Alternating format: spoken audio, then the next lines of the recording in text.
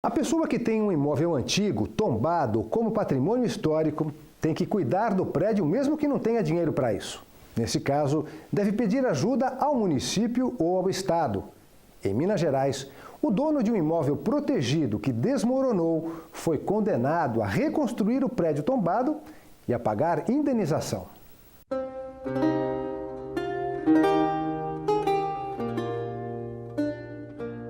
Ela chegou primeiro, antes mesmo de Brasília se tornar a capital do país. E até hoje é um dos locais mais visitados da cidade. Por causa de uma promessa da família Kubitschek, a Igrejinha de Fátima foi construída em 1958, 2 anos antes da inauguração da cidade. Ela faz parte dos patrimônios culturais tombados pela Organização das Nações Unidas para a Educação, Ciência e a Cultura, a Unesco. A Igrejinha de Fátima teve a primeira missa dia 28 de junho de 1958 e nasceu a partir de um voto de Juscelino Kubitschek e Dona Sara para a cura da filha, por intercessão de Nossa Senhora de Fátima. Projetada pelo arquiteto Oscar Niemeyer e revestida por azulejos de Athos Bulcão, ela é conservada exatamente da forma como foi construída e atrai milhares de fiéis e curiosos. Essa igreja é uma igreja que difere de qualquer outra igreja, né? Ela se torna mais próxima das pessoas, é uma igreja que não tem muro, né? Que não tem cerca, você chega, você está na igreja. Mesmo que ela esteja com a porta fechada, você sente essa proximidade de estar na igreja. Para manter viva a história do Brasil, muitos lugares ainda são preservados como foram construídos originalmente. São os chamados patrimônios históricos.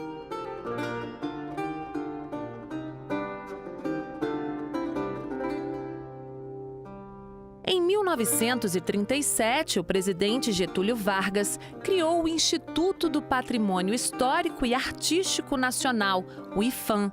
O Instituto é responsável por preservar os bens de natureza material e de valor arqueológico para que não sejam destruídos ou descaracterizados. A preservação desses bens é garantida pelo Decreto-Lei número 25 de novembro de 1937. E quem assume a responsabilidade de cuidar de um imóvel com essas características deve respeitar normas específicas.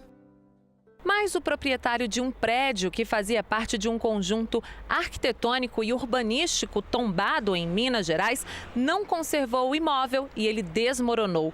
Diante do problema, o IPHAN recorreu à justiça, pediu que o patrimônio fosse restaurado e os danos compensados. O IPHAN, no ano de 2002, notificou o proprietário, indicou que o bem precisava de uma conservação, precisava de algumas reparações necessárias para proteger aquele patrimônio cultural tombado. Em 2003, o IPHAN repetiu essa notificação extrajudicial ao proprietário. E no momento que o proprietário não deu nenhuma resposta, ele se quedou inerte durante todo esse tempo, o IPHAN teve que ajuizar a ação no ano de 2005. O caso veio parar no Tribunal Regional Federal da Primeira Região, em Brasília. Ao analisar o processo, a 6ª turma do TRF1 deu razão ao IPHAN, já que ficou comprovado que o Instituto tomou medidas administrativas e judiciais para que o proprietário do imóvel resolvesse o problema. Ele alegou dificuldades financeiras. A corte não aceitou a justificativa.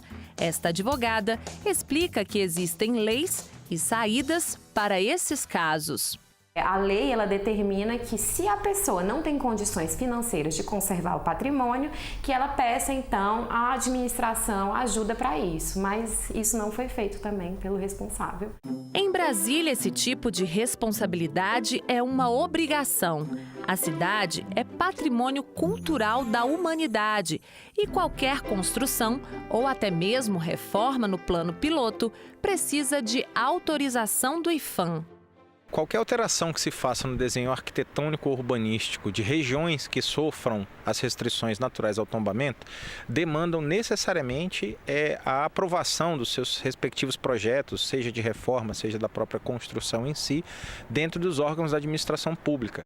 Um cuidado para que a história não se apague com o tempo e o descaso.